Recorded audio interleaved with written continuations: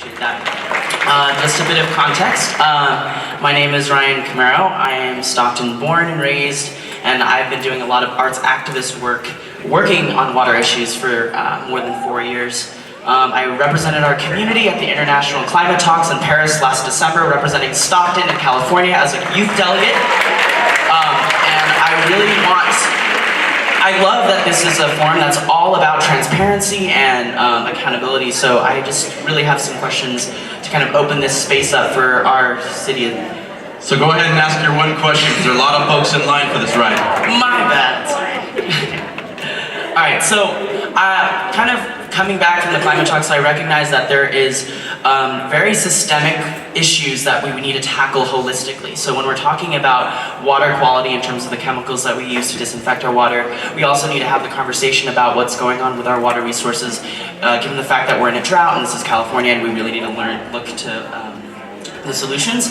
So kind of speaking to that, the question that I have to ask is, Erin, in terms of consistency of working with the communities, I've been inspired by your Facebook posts connecting the dots between nations, and I think there's a nuance between I'm sorry.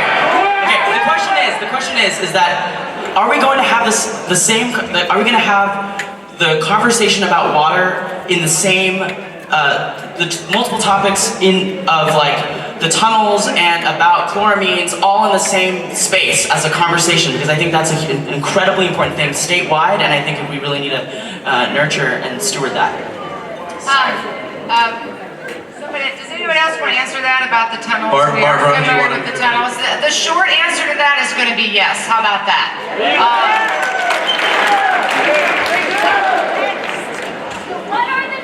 Barbara, go ahead. Well, I guess my question then for you, Erin, is what do you mean yes to that? Because we have been trying to reach out, and I think you heard our presentation today. We're completely sunk if the tunnels come to pass. Selenium, boron, bromides, methyl mercury, toxic algal blooms. Changing the filtration system isn't going to solve all that for us. So are you committed to helping the city of Stockton fight the Delta tunnels? If that's an invitation, the answer is yes.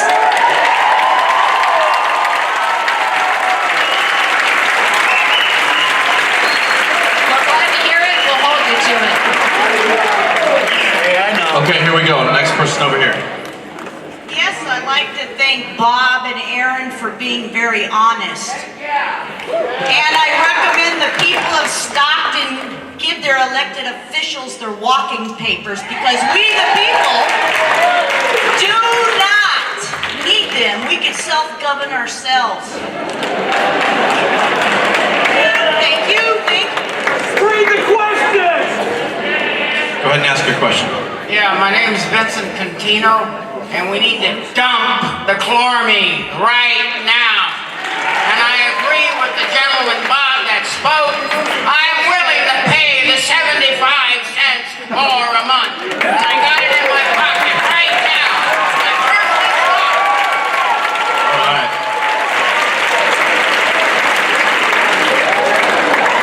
Okay, we have Tamara here. It's her baby right here too. Hi, my name's Tamara. I actually happen to live in Murata, but because my house is very old, I moved in 3 years ago. The pipes are really old. Didn't feel safe using that water for my family to drink, eat, boil macaroni and cheese. I've been going in using 5-gallon jugs to get pure, safe water for my family, for the baby, for formula. What do you recommend now? Where do I get water that is safe for my family? That would be my question.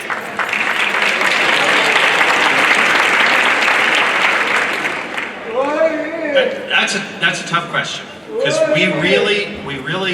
Erin and I really go out of our way to avoid, recommending anybody's product.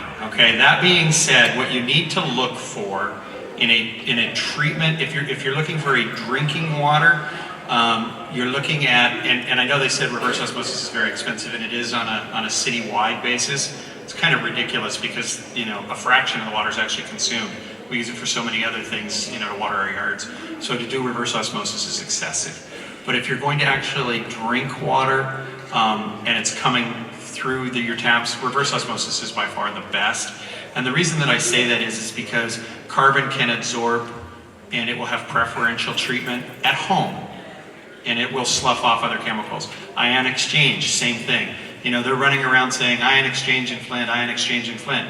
Well, then they came out this weekend and said, the amount of lead and other metals found in that water because it's so corrosive, you're gonna start leaching the iron and the manganese and the other things first, and those are gonna clog the filter before it even gets to the lead. And so reverse osmosis will be the best for you.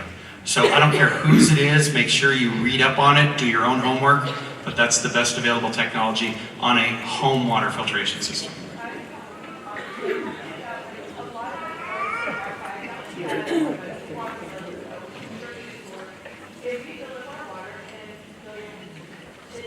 I will tell you that I don't want to disparage any business, but because I will tell you those machines in front of the grocery stores are taking chloraminated city water and running them through a used old carbon filter that doesn't take out chloramine. So I don't like those. But a water store, I don't know what treatment that they have. Ask them.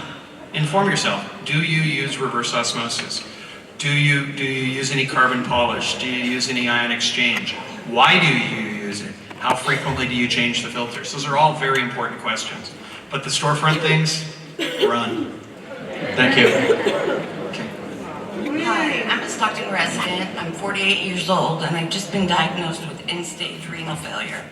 So I have dialysis 3 times a week, for 3 hours a pop. What are the dangers of the chloramine and the dialysis process? I'm really nervous about that. Okay, kidney dialysis patients have to pay special concern, but I do believe that most dialysis centers assume you're on chloramine anyway. Okay, and so they're all already well situated to handle that. So as a They're not talking. Pardon? Because I've asked, and they just. Yeah, that's unfortunate. I would take them in the paper from the city saying my city's converted to chloramine, right, and get them to commit to you that they're using the proper treatment methodology to remove the chloramine before you go through dialysis. Okay, so is there any words of comfort or whatever you can give? Because I'm really new at the dialysis, and so upon trying to save my life, if there's a thought that chloramine is in any way dangerous to the health of us, then that just kind of puts danger on danger. Yeah. Oh, okay. Yeah, if it depends, as the councilwoman or vice mayor was saying, it depends on where you're going. You might be in Cal Water and they might look at you like they don't know what you're talking about. But I will tell you, and this goes for kidney dialysis is a medical science of which has been perfected, and I feel very comfortable telling you I would trust 99.9% of kidney dialysis centers. I don't have any real concern there. Then based on what she just said, as long as I'm not in this city, anywhere in the United States, I think that most dialysis centers automatically assume everybody's on chloramine, and they just treat it as though that's the case. And so the new technicians might not even know the procedure. They just know they're getting rid of that stuff in the city water before they do dialysis. Dialysis water is highly treated. It's treated for medical purposes, and I have no qualms about that whatsoever. I think you're perfectly safe. Now, as a kidney dialysis patient, I would caution you about drinking water with chloramine okay, for other reasons. I appreciate your help. Okay. Some of the folks are wondering the 2 herbicides that are being sprayed in the downtown waterfront to eradicate the water hyacinth that's out there, trying to make it drop below the surface of the water. In theory, could any of those herbicides get into our groundwater? Does anyone know the answer to that question? Well, I mean, conceptually, yes. I mean, but we've got a permitting program, for herbicides that's supposed to take that into account. But I wouldn't think that herbicide spraying into an aquifer is on the surface waters, getting into an aquifer is the biggest problem. I mean, there are other ways that herbicides and pesticides can get into aquifers much more easily than the surface of groundwater. So there's no your aquifers are already saturated anyway. So there's no long-term effects then of those chemicals.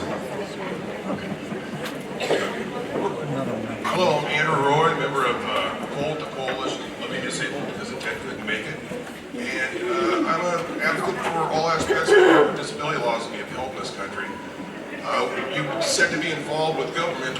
Unfortunately, people with dyslexia that use a recording device for times, destination, and tasks don't get to participate. We're arrested.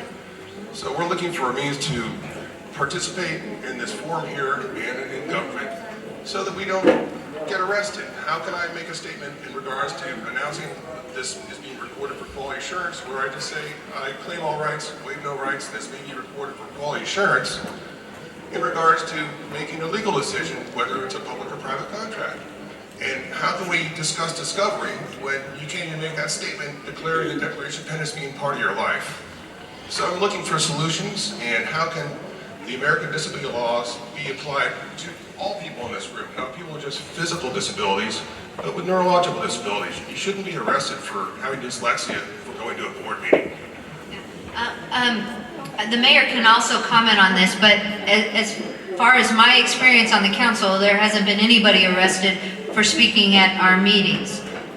It is an open forum with 3 minutes to 5 minutes of speaking time. So I don't know your case. It was in Stockton? We can talk to them about the Okay, yeah. these law questions after. The folks are here for a water forum.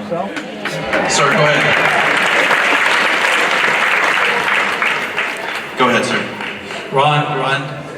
First, I want to thank you all for participating on the panel.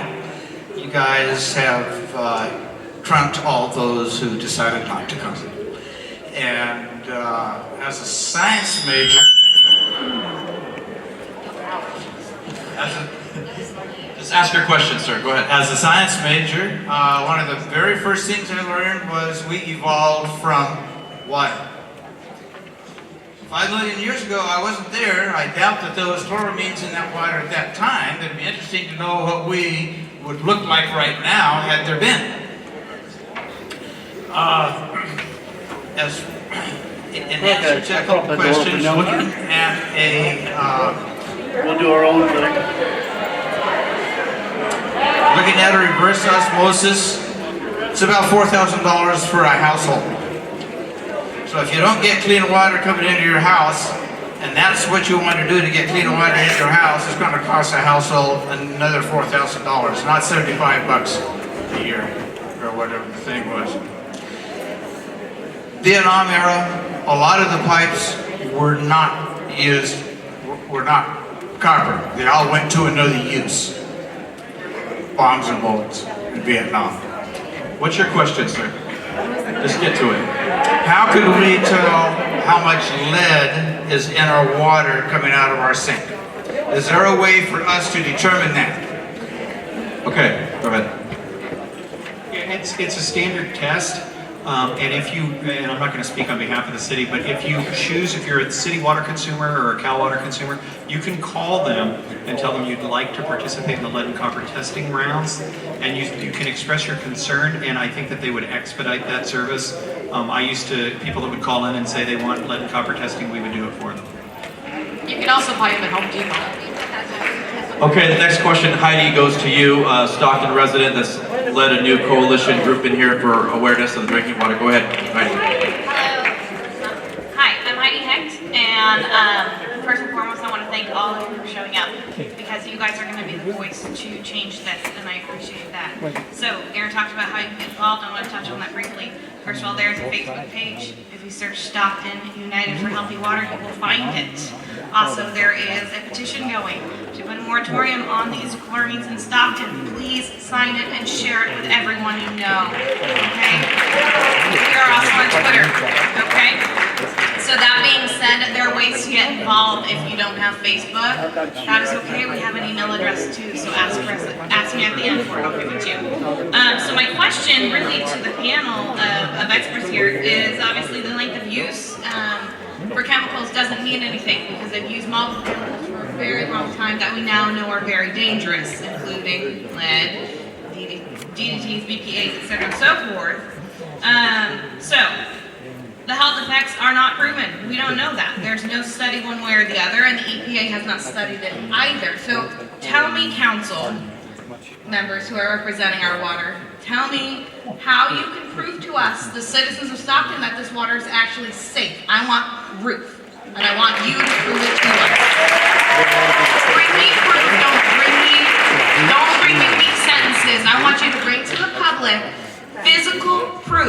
studies have showed that this water is safe to consume, that it's safe to run through our pipes, and safe to shower and breathe in. Thank you.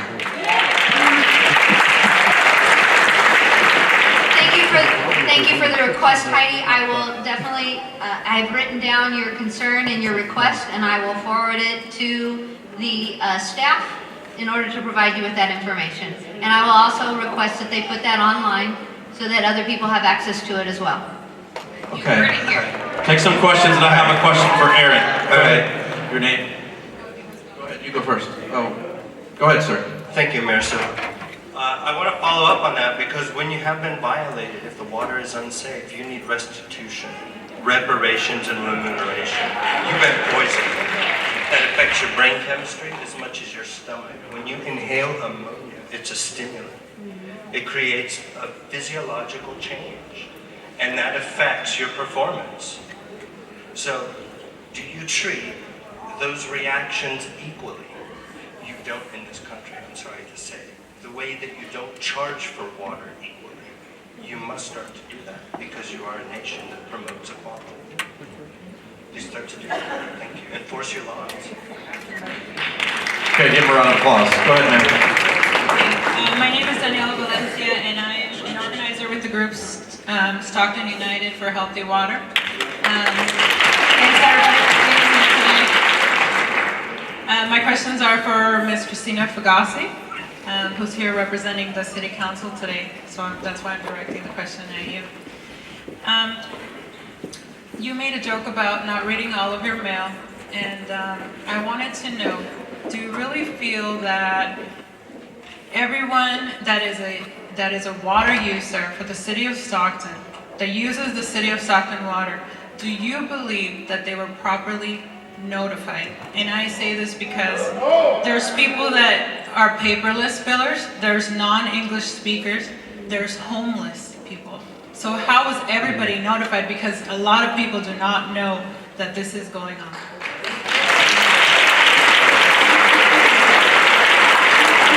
Go ahead, Vice Mayor. Yes. Thank you, Mayor. You could answer it as well. I definitely appreciate the question. We as a city of laws with rules and regulations, we have to abide by those in noticing the public. So there were notices that were sent out in the building. There were notices that were also put up on the website, that were also released to the paper, that were also put into public record. And so whether we get all the same information or not, of course we don't. We don't. But did we follow the rules and regulations regarding noticing? The city has done that. It might not be the answer that you are looking for, and I apologize for that, but that's the information. So the answer to the question is, could we have done a better job? Yes. Did we let you know? Thank you. No, we didn't do a good enough job because we've learned that folks don't get nobody reads their PG&E bill and your water bill. You're busy picking up kids and taking care of families. So we know now that people get their media from different sources. We have to figure out as a city how we reach you. So if we have to use social media or we have to text you at home, we have to grow up and get modernized as a city. So we'll do a better job. Thank you. We're listening to this speaker, and then I have a question for Erin. Real quick, I want to follow up on her question just so that you have more information to use. Okay, the city's required to do an annual consumer confidence report or an annual water quality report. I know they do them because I've reviewed them, okay? The problem with consumer confidence reports is by the time you get them, the information is 18 months old. They're absolutely useless. However, you're required to do a language certification test for your community. And I'll tell you, there are languages I've never even heard of that the state of California requires you to send those things out in based on a census of your community. Whatever the language requirement is for your consumer confidence report, if they're following that law, is the same for the public notification for a THM violation. So check with the city and make sure they followed both. Otherwise, that in and of itself is a violation. Thank you. I just wanted to add one more thing, and that is that the city is making attempts by having water facts, for your questions, by having the website, by putting up the table now for you to be able to access that information on a monthly basis. We recognize you're not getting information. That's why we had this town hall meeting tonight. It's a start in a better direction. Willie. Thank you. Ms. Brockovich, thank you for coming, first of all. And you made a comment about everyone stepping up and actually going to the city council meetings and actually holding them accountable. What I want to ask is for the mayor and the vice mayor, what can you all do to start making sure that the city council, the other city council members that's not here, the city manager also, what can we start doing to actually make them do their job? This is an election year. This is an election year, and I think one of the things that we got to think about is actually taking a real stand and making sure that our county officials are held accountable. How do we go about doing that? That's my question.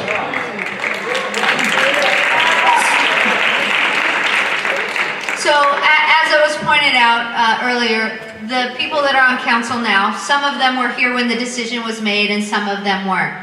The ones that are here tonight, I cannot tell you why they are not here tonight. I know I said from the very beginning that I would be here and participate in the best of my ability. But the way that you get people to get more involved and your council members, they have office hours, they have email, they have phones. I would say continue to reach out to them and ask your questions, and they're there to represent you.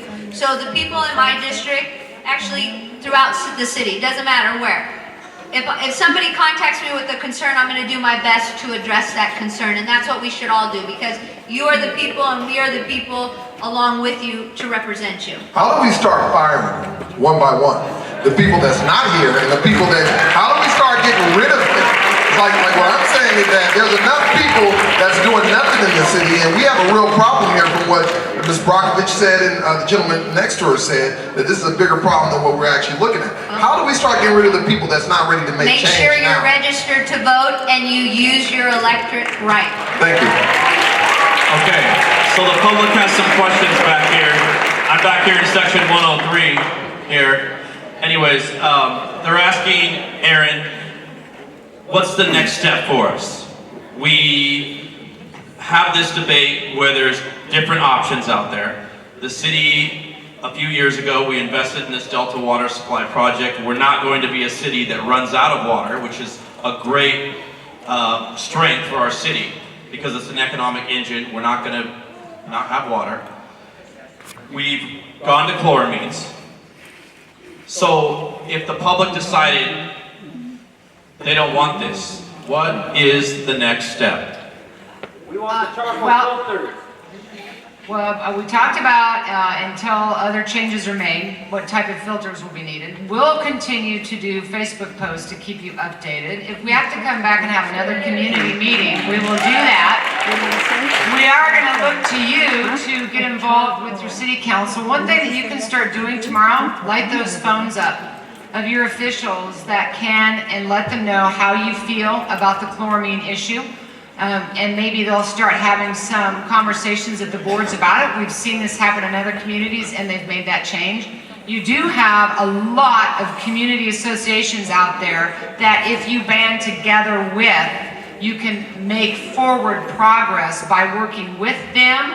Don't give up. That's the thing that we find happens. This is why we'll come back in and keep this process moving forward until your voices are heard. And don't lose hope, because I'm telling you, in other communities we've had these types of meetings, they've made a difference, they've pushed with their city council, and they've gotten chloramine stopped in the use of their water supply. You could do the same. It's going to take some forward movement, it's going to take some effort.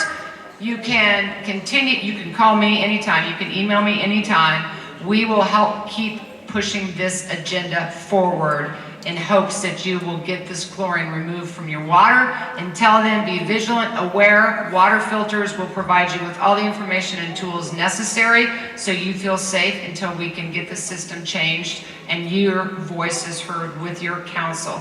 And that is a good thing tonight. I think that they've been open and transparent here and push for the next agenda. all of you show up and let them know this is something you do not want. That will make a difference. Scott from Stockton East, do you have anything to add to this conversation? We brought you here. You're an expert in the field. What do you think about tonight's? Is this important? It seems like people want information. What are you guys doing? Well, the reason I was here primarily was to reaffirm that Stockton East Water District is not using chloramines. In the 2.5 years that I've been at the district, we've never once had a discussion about going to chloramines. I can tell you that I have learned an unbelievable amount about chloramines since I've been here. I'm not an expert when it comes to chloramines because we just simply don't use them. I'm astounded at the difference in the sides and the technical expertise on the panel and how much we still just really don't know. But I appreciate the opportunity to be here, and I wish I had more to offer you, but we just simply don't use them, and I'm not an expert in the process. Well, we appreciate you being here. Round of applause, everybody. Okay, my name is Scott Stockton. I'm a Stockton resident, and Bob, I just want to thank you immensely for bringing the truth about chloramines, because I've got 3 children. I've got 2 in college and a sophomore or a junior in high school, and we have been going through a series, a lot of the symptoms and the rashes and the O-rings, everything that you described tonight is exactly what's going on in my home. And I got to believe that there are others in this auditorium too that have seen their kids get the rashes and all of the irritants because of, now I really believe it's because of the chloramines. Because we went to allergists, my kids are putting Eucerin on theirs, everything we try to do, and nothing helps to take care of the problem. And I really believe that it's the chloramines that's in the water. My son complains about stomach problems. He's constantly got congestion in his nasal. I've got a cold, so hopefully it's not the chloramines getting to me tonight. But so I wanted to make that comment. Thank you so much, because I think it settles some things in my wife and I's decisions and things that we need to make to represent our family here in Stockton and be more of an activist to get involved in what our city is not doing to protect us. Because now I've got a concern, because I got to be honest with you, sometimes I travel quite a bit for business, and I'm sometimes, to be honest with you, I'm embarrassed to say that I'm from Stockton. And now this is just one other thing to add to the issue, is that we got bad water, and so what am I going to do to sell my houses that I've got here in town if I want to move out and be healthier? So I'm concerned about that. Lastly, my question is that I work in the printing ink industry, and our customers do quite a bit of printing for Nestle Foods, and so they are very, very stringent on their food safety and the components that can make up our product that we have, that printers who print their product can use. And we have to be regulated under 10 parts per billion for the components, each individually the components that we use in our ink, and have it tested, thoroughly tested by gas chromatography and liquid chromatography. And so my question is that why did the city, or how did the city come to the number of 80 parts per billion when food products, boxes that we have is even lower than what I'm hearing that our water regulatory is? Okay. Who wants to take that one? Well, the 80 parts per billion is from EPA, but I have a question. I have a 13-year-old, and I understand health concerns because we have the opposite. We have air quality illness in our family, severe asthma. So I just need a little clarification from Vice Mayor Fugazi or Mayor Silva. The chloramines were just recently added. Now, my understanding is they haven't hit the houses yet. They're in the distribution system, or how quickly do we know how they move? I was told, I was given a correspondence that the residents received a letter saying that at the end of the month they were going to add chloramines into their water in the West Stockton area, but the city spokesperson says that chloramines have already been added starting in January 13th. Yeah, but doesn't it take a while? I'm just confused because I think it takes a while to actually hit your faucet. Actually, Mr. Little commented on that today, and it only takes a few hours to reach our home. He stated that. Well, I can smell it. That's one When of the we read things the that we plan, always he are smelling. stated that it only takes a few hours for it to reach our house.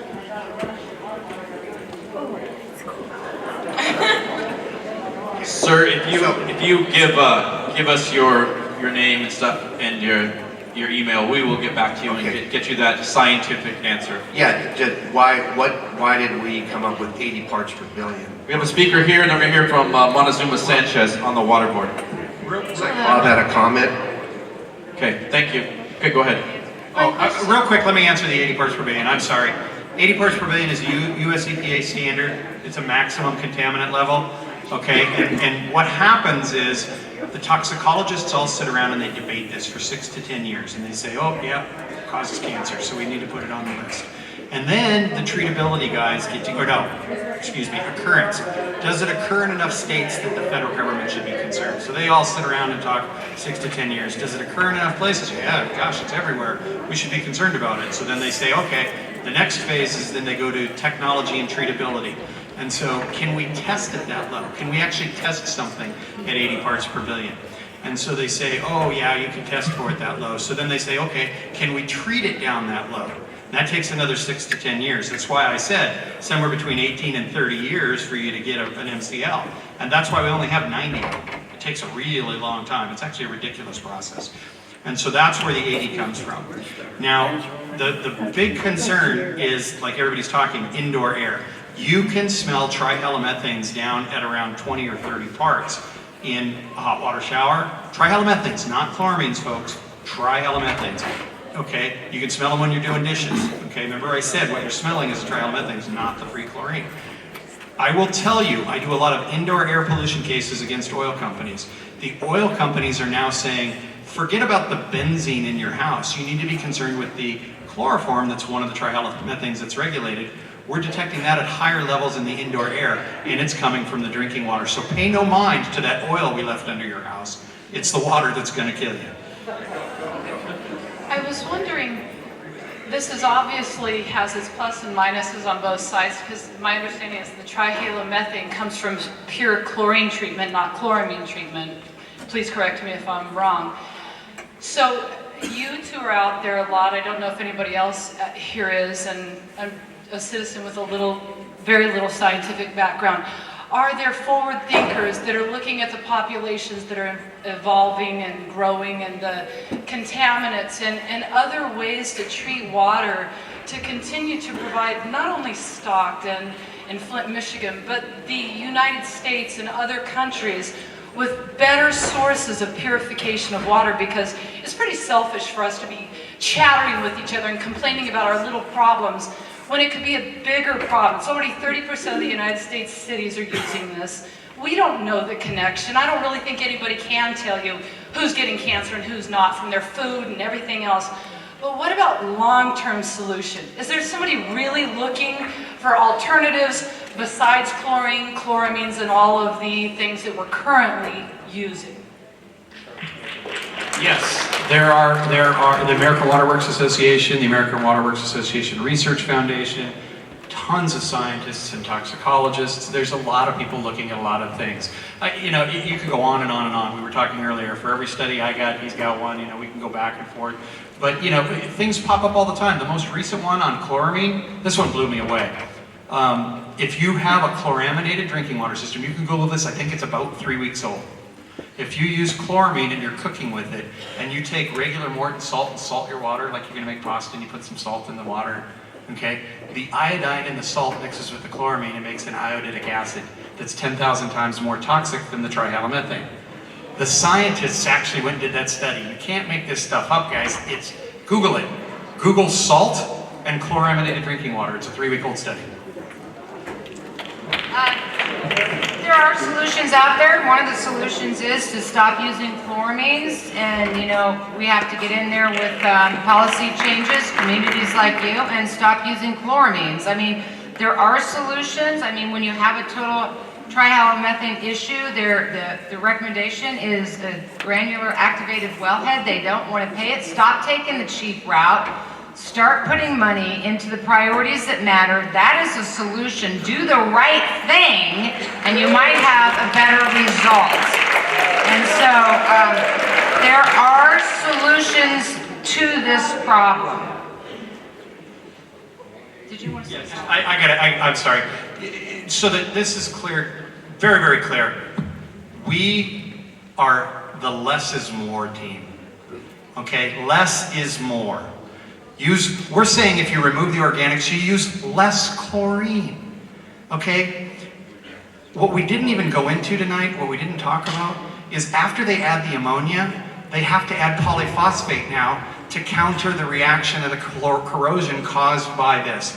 So now we're adding ammonia, and now because we're adding ammonia, we have to add polyphosphate. Okay? We're not anti-polyphosphate or anti-chloramine or anti-chlorine. We're about clean the water because less is more. Okay, we're gonna talk about this.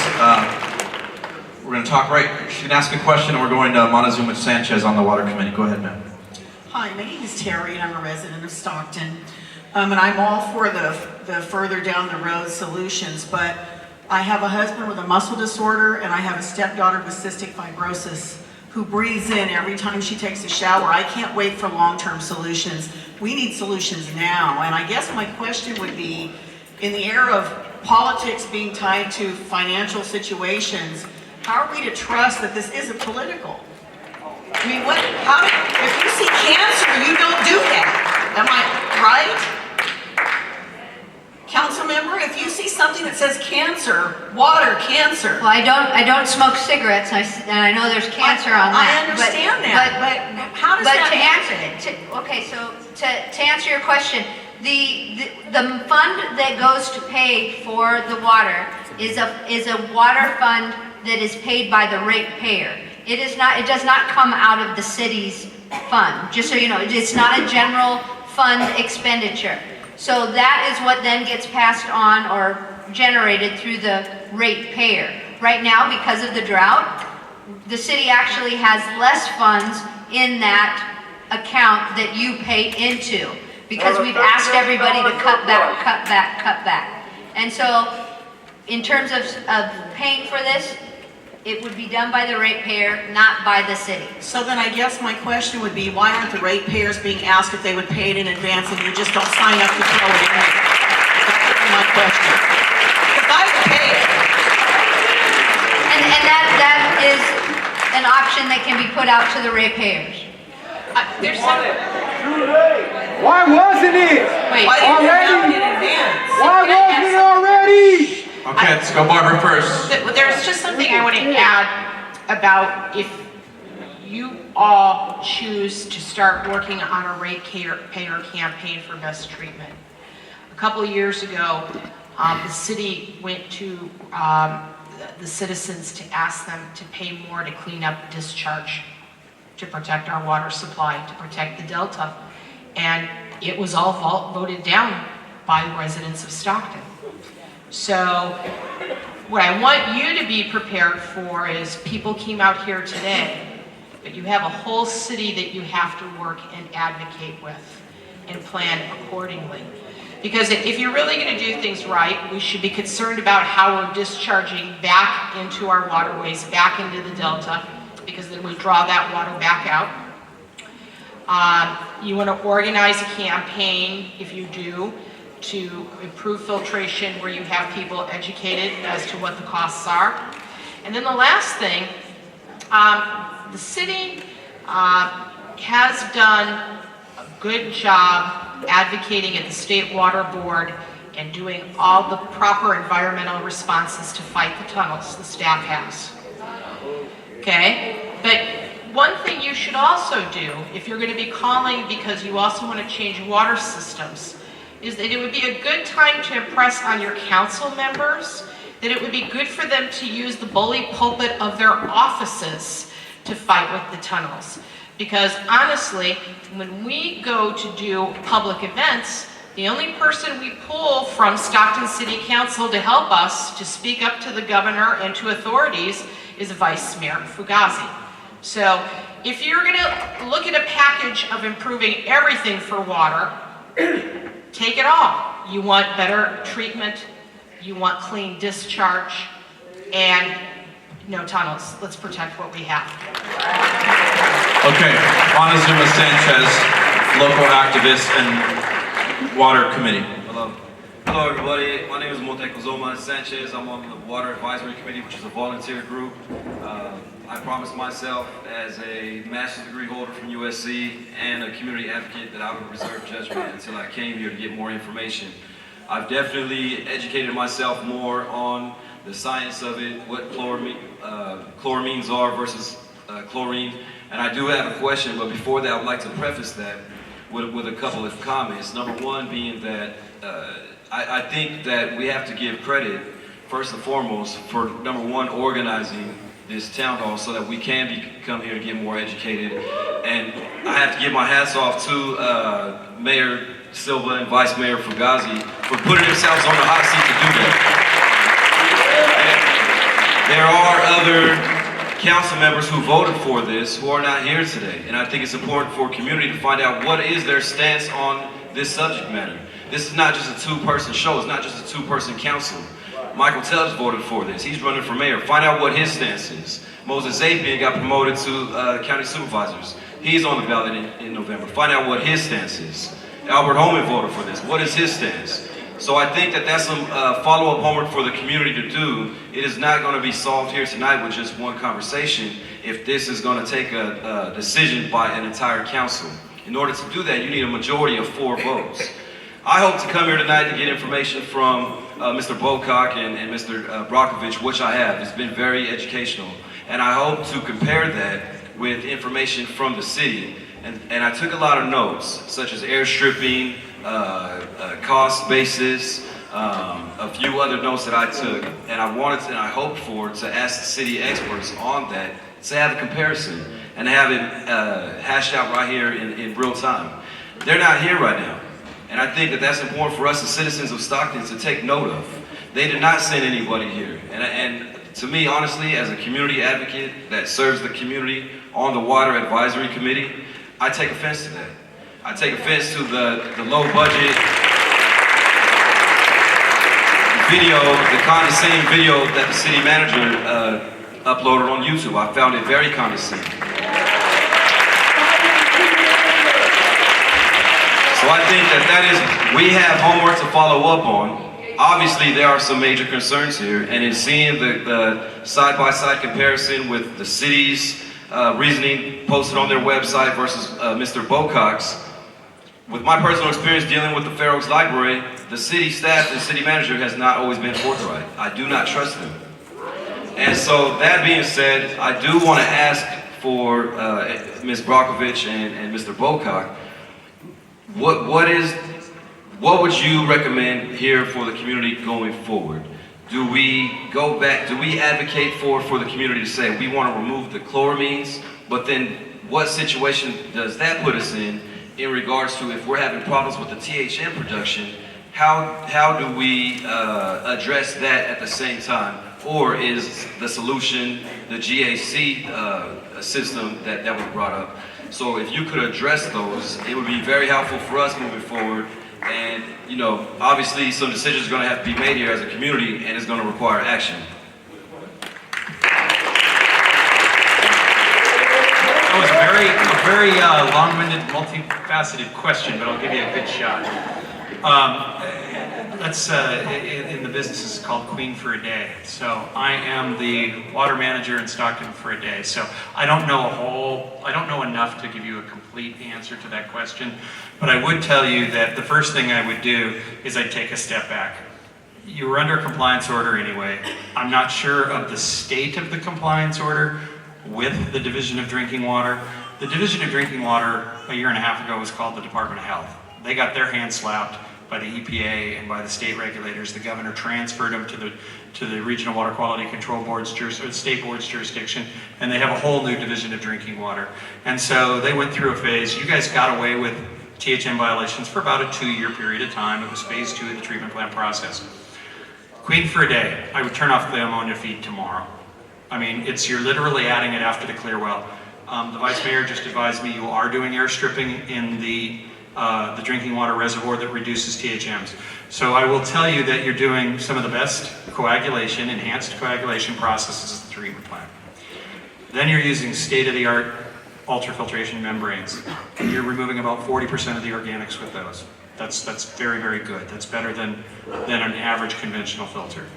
Then you're chlorinating it and you're aerating it, so you're removing the THMs. What this is telling me is you've got a distribution system problem, okay? So I would need to run the hydraulic flow model, I'd need to look at that, and I could probably make some changes in the distribution system. If I were to tell you to turn off the chloramine in order to get into compliance, you have 5 water qualities to choose from. I would better manage how I selected those water qualities, and I would look at a seasonal schedule a year in advance, and I'd say, okay, I'm going to use this water source, this is how I'm going to manage the chemistry so that I use less chlorine, that I get my coagulation and filtration optimized, that I'm still doing the air stripping at the reservoir, that I've got everything optimized, and I'm working on my distribution system. And then what I would do is something that I would evaluate. Okay, there's all this talk about the cost of carbon and what it does and what it doesn't do and all those things. I will tell you, I called around to some of the vendors. I said, what would it cost to put it at your treatment plant? It's a fraction of what council's been told. I will tell you that. It's a fraction of what council's been told. I believe Stockton East has converted their anthracite to granular activated carbon. It's not a maintenance nightmare. The company comes out, sucks it out for you. They bring it back reactivated, they put it in. Hey, you got 5 water quality, one has the organics problem. So if you did it, maybe you only run the granular activated carbon filters because you're worried about run time on the filters when you're using the high organic source. So guess what? They're gonna last a whole lot longer than somebody that's stuck on Delta water like Palmdale. You wanna know what the vendors complain about Palmdale? Their engineering consultants came in and they said, if you go to these granular activated carbon filters, you're gonna have run times on these filter beds of about 8 to 9 months, and then you're gonna have to change those out and have that carbon reactivated. The vendors are pissed because the carbon filters are running 18 months on Delta water. They're running twice as long as their consulting engineer. So the vendors lost a 50% sales, that they booked and anticipated. They're not getting that, okay? And this is the same water. It's all the Delta water is drawn from different locations, so they are all different even in the Delta. But what I'm saying is you can manage this problem. You did not need to go hook, line, and sinker into the chloramine situation the way you did. And you can undo it. You know that start button? Right below it, there's a red one called stop. And you can push it tonight. Just so you're aware, the staff has indicated to me that it would be $15 million to do what you're talking about. That's what they have told me that. I will tell you, the people are saying it's worth it. I'm not even going to get into that argument. I will tell you, based on what you spent, and I mean this with the utmost respect, what you spent on your state-of-the-art treatment plant, and what you've got, I would believe that you've been quoted $15 million for carbon, and you'd probably pay that, because I think that your treatment plant, what you paid for it and what you got, there's a lot of argument in between. Okay, I will tell you, I've built surface water treatment plants, I've built a membrane treatment plant, I've built these carbon plants, and the cost that you've paid is outrageous. And I will tell you, I looked at the city council agenda item for the chloramine conversion phase 2, and the engineering costs alone, just the pencil on the paper before you guys put one pump, pipe, and tank in at the locations was $650,000 just for engineering. Outrageous. There's a reason the grand jury was looking at this stuff. Okay, thank you. Okay, Steve, get it going. Okay, my name's Mike Wolford, and I live up in northwest Stockton. We've got the chloramines already coming to our house. Our refrigerator, we have the ice maker, and the tube keeps the water in there for probably weeks at a time, and it smells so bad and tastes bad, makes the drink taste bad, so we just had to stop using ice from our refrigerator. So what, do we need to put in a carbon filter? No. Yeah, most ice makers in the water in the door refrigerators, I always say that they're ticking time bombs. When did you change one? Who changed a filter behind the refrigerator this year? Most people forget. Oh, good for you, because you're the exception to the rule. Do you know how many people just forget they even have those and don't change them, and they become bioreactors? You don't even want to know what's growing in those things. I will tell you that what you don't know is that if you're going to remain on chloramine here, you do need a chloramine filter, and they are more expensive. The carbon has to be manufactured a certain way to take out the chloramine. There are maybe 2 or 3 carbons that will actually remove chloramine, and I would suggest that you change to that. Okay. And this lady here wanted to know, is a cold water better than hot water shower? That's what my drill sergeant told me. Yes, I will. No, if you're in a chloraminated situation, I mean, there's so much new science coming out on this, but if you're in a chloraminated situation, most of the trihalomethanes are going to be at a reduced level than what they were at, so you're not going to have as much of an inhalation. That being said, you're still going to have some trihalomethanes in chloraminated water. Even if they did the ammonia at the front end, you're still going to you're only sequestering the reactions a certain extent. So by the time they add the ammonia at this location, they've already made a great deal of those trihalomethanes, so you're still going to experience them. So the short answer is tepid baths if you are actually smelling what smells like a swimming pool. Okay, a few more questions. And everyone, we're not going to be able to get to everybody tonight, but if for some reason you have a question and you want it answered, you can email me personally. It doesn't go to City Hall, it goes to me personally at coachsilva@aol.com. I know I'm still the only one in life that has AOL, but coachsilva@aol.com. My phone number is 470-5851. We're going to take 4 more questions. Okay, go ahead. My name is Lynn Robustelli, and my family's lived in Stockton for 100 years. I'm a native Stocktonian. We've lived, worked, and farmed here for that long. I'm 3rd generation. We already have the 4th and 5th generation born. I do not want to see our children and grandchildren become parties and plaintiffs in a class action lawsuit that Erin and her firm has to bring in a couple of years when our kids are dying of leukemia, and that's exactly what will happen if this kind of thing comes. I've worked on many class action national lawsuits, and the $15 million that somebody brought up, that's what we're going to have to pay, that would be maybe one payoff for one plaintiff in a class action lawsuit. What price do you put on your 2-year-old dying of leukemia, okay? As parents, what price would you want from a courtroom in that case? My dad always said, God sends you the pebble before the landslide. The pebble is here. Erin and Bob Wilcox and Christine Fugazi and Mayor Silva had the guts to put this together tonight. Now, it's us that have to respond and answer to the challenge and go out and get moving, okay? Get moving. We can stop this now, okay? And the first thing we need to do is get up a petition to get rid of City Manager Kurt Wilson. For dereliction of duty because he's not sitting up, he did not have the guts to come sit up on that dais and face the people of this town. Thank you. One more thing. All right. One more thing. You may have forgotten, but 15 years ago, just a short 15 years ago, the Concerned Citizens Coalition in this town, people like Jerry Briscoe, Sylvia Cothey, Ursula Myers, Jeff Stockton, who's still alive out of that group, they fought and brought our city water back to us. That's why we can even have this discussion. Did you forget that? Don't let it happen again. All right. And I want to thank Erin Brockovich for being here, and Mr. Babcock, you've been more than helpful and informative. You too, Ms. Fugazi. 2 experts, I'm disappointed in you all.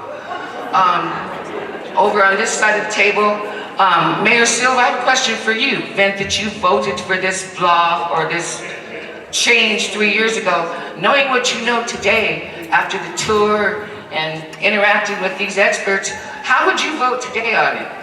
And why? Okay, I'll be honest with you. So my 14th week as the mayor of the new city, after former city councils have approved this water project, there's a meeting at 10:30 at night where it was a quick presentation of a building project, how we're going to put people in Stockton back to work. There was very little talk of the chloramines. There was some, but there was very little. My executive secretary, Sharon Seamus, set up a number of meetings with folks that were paying attention at the time. And they were talking about there's different ways to, disinfect the water, and chloramines weren't everything. And so we had numerous meetings. And they met with our water officials. And by the time that came on April 13th of 2013, there was little questions. Everyone from the city council, I put it online on Facebook so everyone could see the meeting. All the questions were about how many people were going to go to work, were the residents going to come to work from Stockton, and there was not a lot of questions on the science of it. So, you know what? I've learned a lot in the last 3 years, and I've also learned that, hey, other cities out there have started with chloramines, and they've made a decision, their community, not their city staff, but the community made a decision to do something else. So here's the deal. I think everybody knows what I stand for and what I'm about. I am a person that represents the public, period. So what the public wants and what they feel, I feel, and that's what I fight for. So if the community of Stockton says that they want to revisit this decision, there's nothing wrong with the city calming down, relaxing, and having a very educational debate. And that's what we're doing tonight. We have the different sides. We see this as a national debate going on across the country, and there's nothing wrong with Stockton, California having the same discussion. It's up to us. It's up to us what we want in our water. Yeah, I'd like to say something real. Just wait for the microphones though. Just don't yell out. It's not high school. Mayor, may I add something real quick? Go ahead. You seem to be angry that we didn't work on this issue. So let me just clarify something for you. Your comments. Now it's our turn to talk. Okay. I don't want to hear what you have to say. Okay, well, we're not going to be rude. Not only do I want whoever you guys are working with now, I also want the East Side Water Municipality looked into and the Cal Water. There's definitely something different with our water here in Stockton. Okay, that's my comment. How would you deal with the activist, Motec? Okay, she had her question. There's a young lady here that's been quietly waiting. Go ahead. My name is Tori Arnold, and I'm a biology major at University of the Pacific. And my question is for Erin. How do you make money doing this work? The newspaper says that without a lawsuit, you only do 75% of the work for free. So where do you get the other 25%? It's the other way around. What was it? Okay, then where do you get the 75%? Okay, ask it again. Okay, so the newspaper says that without a lawsuit, you only do 25% of the work for free. So where do you get the other 75%? I get it on my own time, my own dime. I'm not here because somebody's paying me to be here. I'm actually tired of people asking me that question. Short of me submitting my airfare and car rental to your city, I'm on my dime. And don't let her imply that we submitted our car rental. We eat that. In all, yeah. I'm telling you, but short of doing that, we have nobody paying for that. And, those questions frustrate us.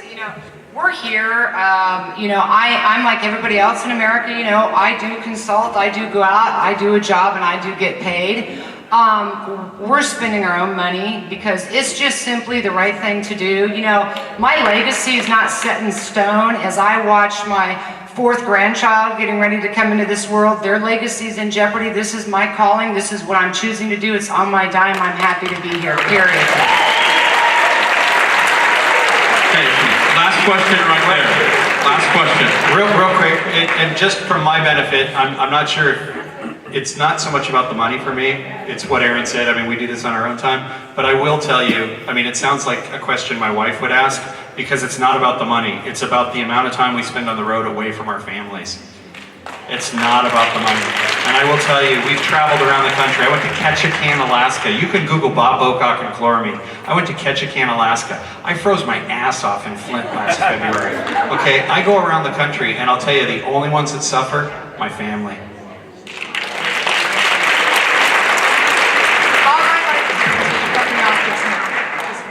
So, we sent an email to the city. This is more for Mayor Silva and They had to put the chloramine in there. you. We sent this email a couple days ago to the city. For the last many days, there has been a broken water main in the middle of our street. Nothing seems to be getting done. Thousands of gallons of water have been wasted. Considering all the controversy about the Stockton water, this should be fixed immediately. Besides being drought conditions, probably not safe for the pets to drink either. So if we're gonna fix the water, how come the water main that's been gushing out water on my street hasn't been fixed out and it's been over a week? Is that the one in the trailer park? No. Do I look like? Never mind. No, but there was Yeah, I know. there was a No, I'm in North Yes. Side.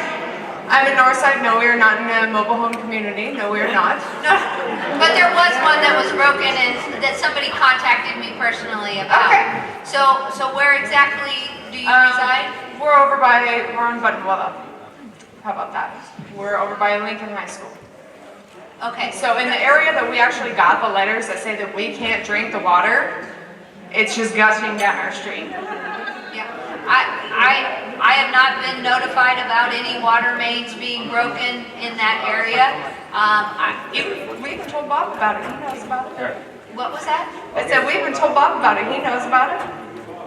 Yeah. Well, if you sent him a message about it, we sent it to the city council. We sent it to everybody we could think of, and I have, emails for a lot of different people that work for our city, and nothing has been done about it. And we actually got a response saying that it was resolved, but there's still water gushing down our streets. That's not a resolve. That's nothing that's been resolved if I've never heard of it. and it needs to be resolved. So there's a water main broken right now, Yes. somewhere in Stockton, discussion on what. On Buttonwillow Avenue. Excuse me, I'm the executive assistant to the mayor. May I try to answer your question? There are a lot of pockets near Lincoln High School that actually are not within the city limits. So because I am the mayor's executive assistant, I'm here to tell you, I have not been notified, he has not been notified, and so I suspect perhaps that is a county pocket. Okay, here's the deal. I can't dispute anything. I'm saying when people call me, I deal with it. I'll give you my email, I'll give you my personal phone number, and let me know. If it's in Lincoln Village West, or if it's in Country Club, or if it's in Murata, that's out of the jurisdiction of the city, but I'll still help. So 470-5851. 470-5851. Text me, call me, doesn't matter, 24 hours 7. I'll take care of it. All right, Erin, there's a young lady over here. She's from Orville, and she claims that she's had lead poisoning. She's been waiting all night to talk to you. I'm so pleased to be able to see you. I'm 57 years paralyzed as a result of lead poisoning from our well water when I was a kid. And I was told by several people last summer, I've got to see Erin Brockovich. You've got to see Erin Brockovich. I'm here to see you. And I just wondered, since I only found out last year what poisoned me, is there anything can be done to a well that needs to be capped and is being used today? What we'll do is, when we're done here, first of all, I'd like to come down and give you a hug and tell you thank you for being here tonight. And Bob and I will work with you on that, provide you information and help that we can. So we'll come down and give you both our emails and our phone numbers, so we can talk with you about how we can help you and get you to possibly medical help that could look at the burden of lead that you have in your body and anything that we could do to make your life better, okay? So we'll come down there and Okay, ladies and gentlemen, please give the entire panel a round of applause. Let's give Erin Brockovich a round of applause. Make some noise!